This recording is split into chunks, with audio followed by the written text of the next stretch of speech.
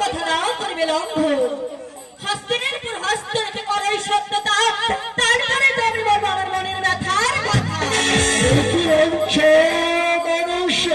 হ্যাঁ দেবরাজ, তোমার মনের কথা শুনতে গেলে তোমার সঙ্গে আমার হাতে হাতে সত্যতা করতে হবে। বেশ বেশ তাই হবে।